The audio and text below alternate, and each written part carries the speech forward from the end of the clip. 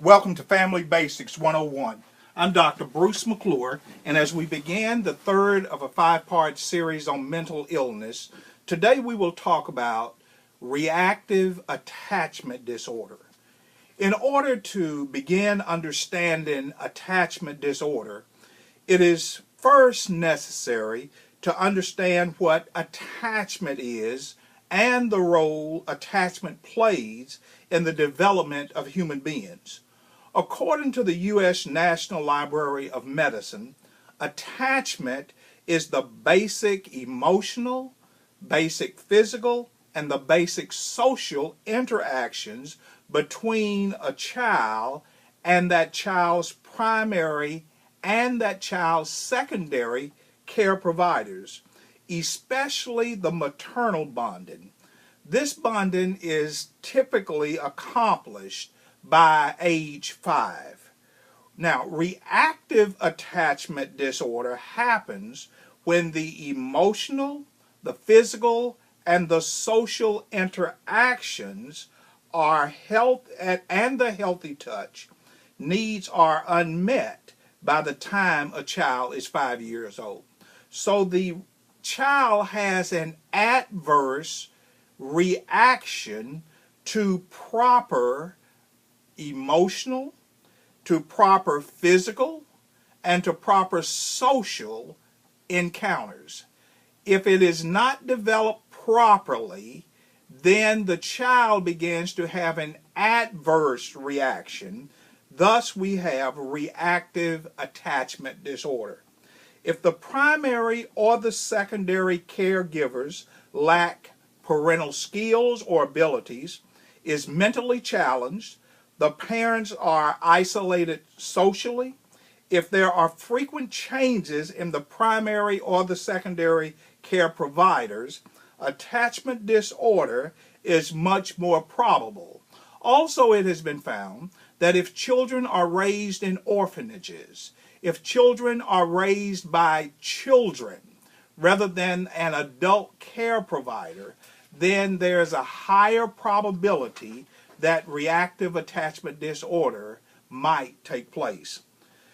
Some symptoms to watch for according to the National Institute of Health in terms of seeing or determining the behavioral patterns of children.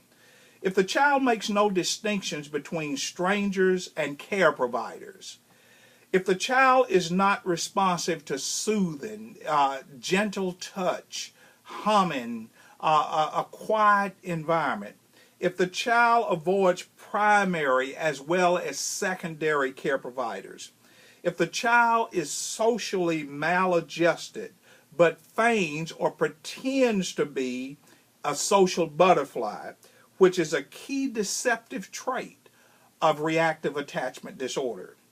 If the child actually prefers to be alone, just almost functioning in a remote, a quiet, do not disturb sign that is around the child all day, every day.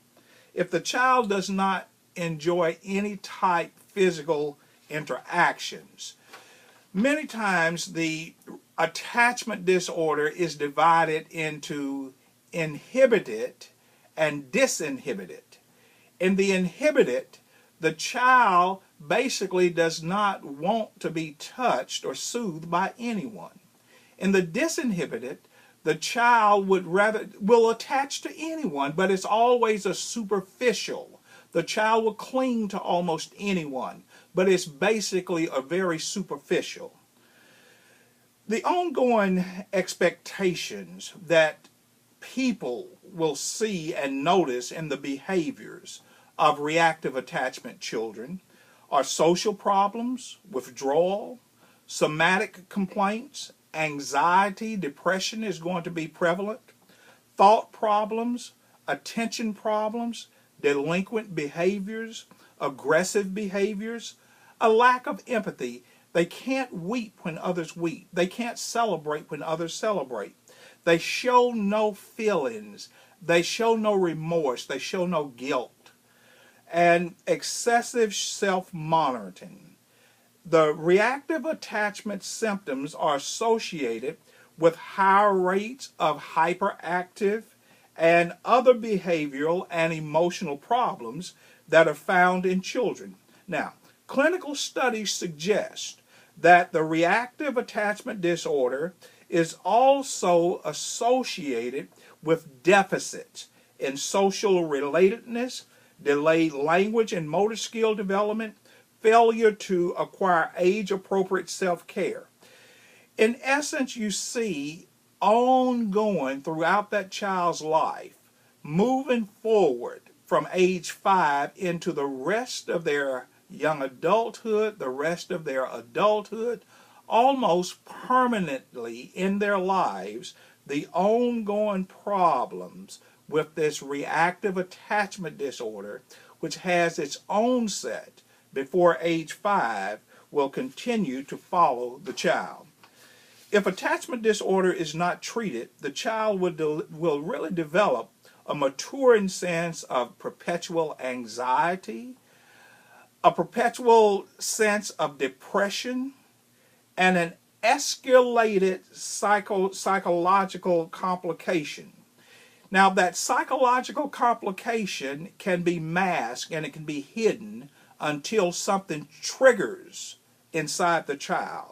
The child can be triggered because they really are suffering from a form of PTSD, which we talked about earlier, or post-traumatic stress syndrome. That child becomes very oppositional. We call it oppositional defiancy.